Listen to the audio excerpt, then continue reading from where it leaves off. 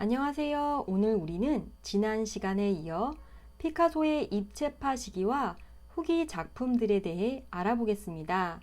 이번 시간엔 해당 시기에 제작된 그의 대표작 세 작품을 선정해 작품 하나하나를 보다 꼼꼼히 살펴보고 그의 작품 세계에 대해 알아보도록 하겠습니다.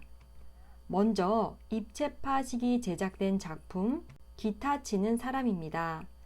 지금 보시는 이 작품은 분석적 입체주의 시기 제작된 것으로 입체파는 시기에 따라 세 단계로 나뉘어 발전하는데요. 첫 번째, 다시점과 입방체, 즉 큐브가 등장하는 초기 입체주의 시기. 두 번째, 입방체를 해체해 평면을 강조한 분석적 입체주의 시기. 세 번째, 대상을 기호로 만들고 콜라주를 사용한 종합적 입체주의 시기. 이렇게 세 단계로 나눌 수 있습니다. 이 세 단계를 조금 알기 쉽게 퉁쳐서 말씀드리면, 예를 들어 집을 그린다고 할 때 입체주의 이전에는 내 눈으로 본 집의 모습을 가능한 한 가장 비슷하게 그리려 했다면, 초기 입체주의는 집을 옆에서, 앞에서, 위에서, 45도 각도 등에서 이렇게 여러 각도에서 보고 이것을 한 종이 안에 다 그려 넣었습니다. 그리고 조금 지나 분석적 입체주의에 오면 이렇게 육면체, 즉 큐브 모양으로 집을 그리는 것도 식상한 것 같아 그냥 선으로만 표현합니다. 즉 선이 만나 면이 되고 면이 만나 입체가 되는 것이 싫어 다 해체해버리는 거죠. 꽃게철을 생각하시면 조금 더 이해하기 쉬울 것 같아요. 부드러운 게살을 먹기 위해 게 껍질을 망치로 해체하잖아요. 피카소도 육면체를 마구마구 해체해 선만 남깁니다. 가로, 세로, 대각선. 그리고 이렇게 선 위주로 그림을 그리다 보니 그림의 입체감이 사라지고 그림이 평평해 보입니다.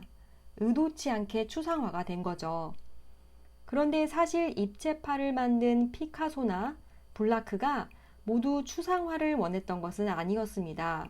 그래서 이들은 곰곰이 생각하다 다시 뭔가 사실적인 요소, 재현적 요소를 그림에 집어넣습니다.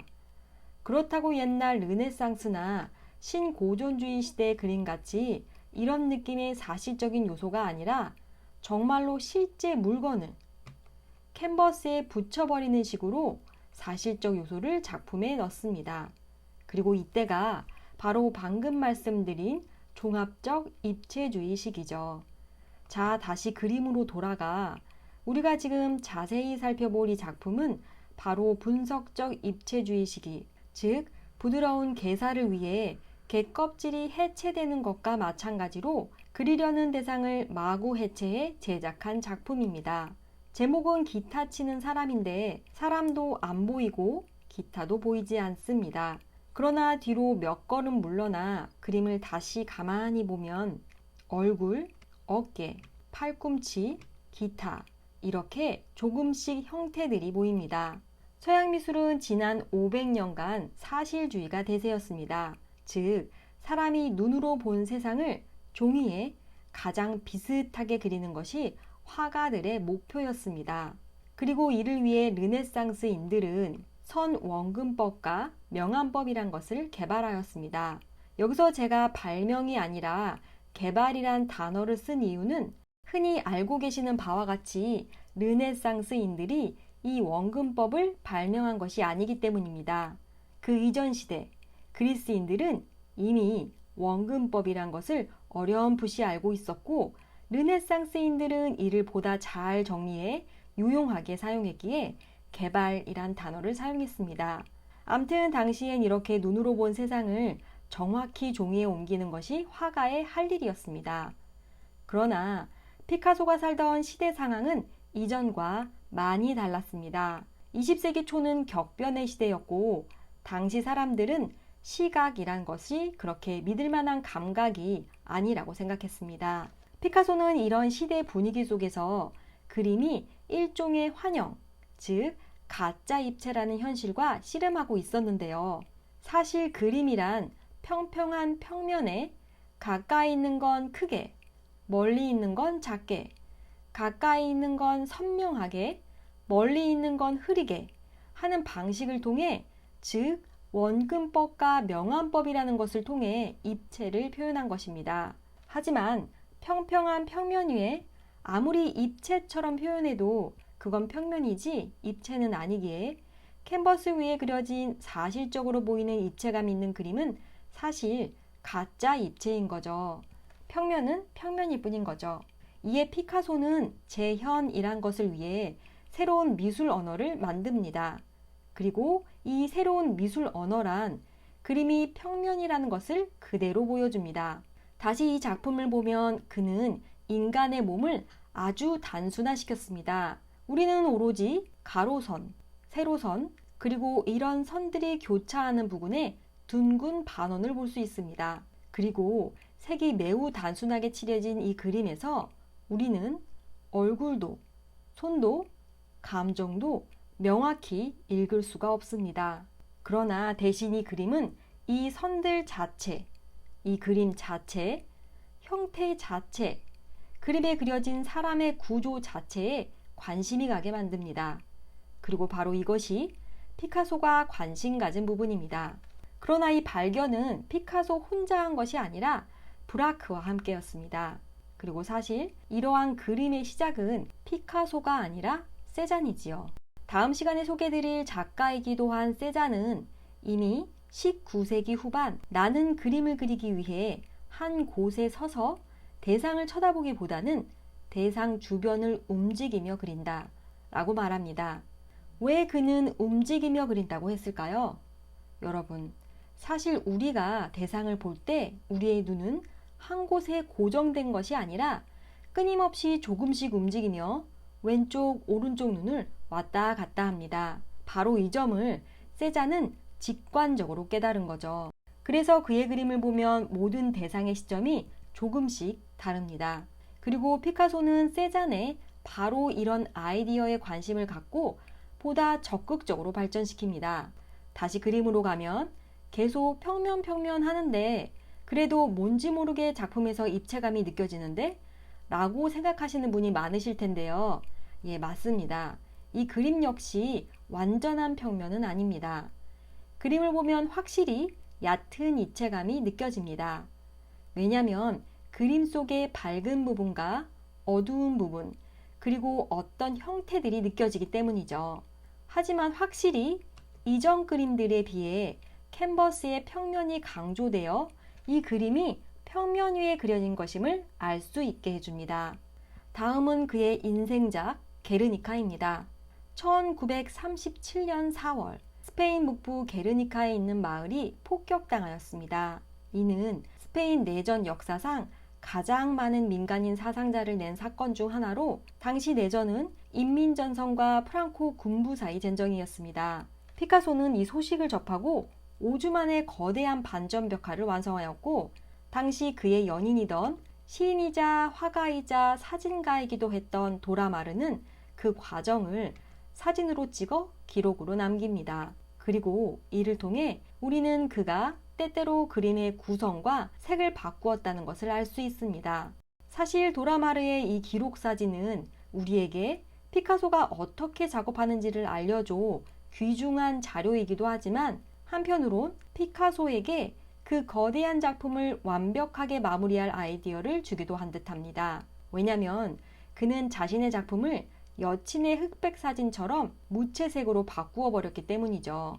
당시 프랑스에 살고 있던 그는 원래 파리 만국박람회의 스페인관에 다른 작품을 출품하려 했는데 뉴스를 통해 고국에서 어떤 일이 벌어지는지 알게 된 후 계획을 바꿔 자신의 나라에서 벌어지고 있는 참상을 고발하기로 합니다. 생각해보면 당시 세계인의 이목이 집중되는 이 파리 만국박람회는 작품 게르니카를 통해 자신의 고국에 어떤 일이 벌어지는지 알리는데 아주 완벽한 장소였습니다. 그는 이 작품을 통해 매우 큰 호평을 전 세계로부터 받게 됩니다. 우리가 지금까지 살펴본 바대로 그가 이 그림을 그린 목적은 매우 뚜렷합니다.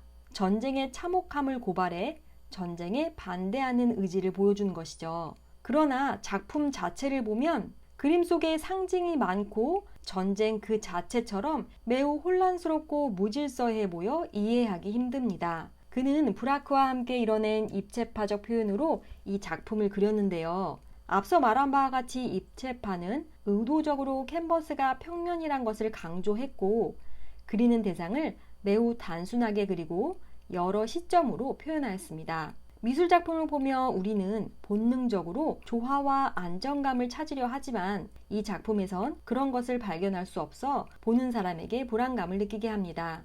그림의 가장 왼쪽엔 죽은 아이를 안은 여성이 비명을 지르고 있고, 그녀의 눈은 눈물 모양으로 얼굴에서 흘러내리고 있습니다. 그녀의 머리 역시 안고 있는 죽은 아이와 같이 뒤로 완전히 젖혀 있습니다. 아래쪽에는 군인이 있는데요. 그의 몸은 산산이 부서져 이 둘을 지킬 수 없어 보입니다. 그리고 그의 손에는 왠지 모르게 패배를 상징하는 것처럼 부서진 칼을 쥐고 있습니다. 이 군인 바로 옆에는 또 한 명의 여인이 있는데요. 그녀는 이 상황에서 도망가려고 하지만 다른 한쪽 발이 어딘가 찡겨 있는 듯 캔버스 구석에서 못 빠져나오고 있어 마치 움직이기 싶어도 다리가 묶여 도망가지 못한 것처럼 보이네요. 작품에 등장한 인물들을 찬찬히 살펴보면 다들 함정에 빠진 듯이 모두 고통스러워 보입니다. 이 작품엔 동물도 등장하는데요. 작품 중앙의 전등 아래 창에 맞아 매우 고통스러워하는 말이나 경련하는 것처럼 보이는 비둘기, 그리고 투우로 유명한 스페인을 상징하는 것 같은 황소. 그런데 이 황소에 대한 해석은 비평가에 따라 조금씩 다른데요. 어떤 비평가는 이 황소에 대해 작품 속 인물들이나 동물들의 시선이 이 황소 쪽으로 가는 것으로 보아 피카소가 어떤 작은 희망을 보여준 것 같다고 말하고, 다른 비평가는 황소는 잔인함과 인간의 추악함을 상징한다고 합니다. 사실 이 내전은 프랑코 군부가 나치의 도우마에 치러진 전쟁이었는데, 이 전쟁은 나치가 자신들의 전투력을 확인하기 위한 하나의 실험 장소였습니다. 이에 히틀러는 이렇게 피카소가 이 전쟁의 참상을 세상에 알려 많은 사람들이 이 내전에 주목하는 것에 대해 불편하게 생각했습니다. 다음은 그의 후기작으로 마지막으로 소개해드릴 그의 작품입니다.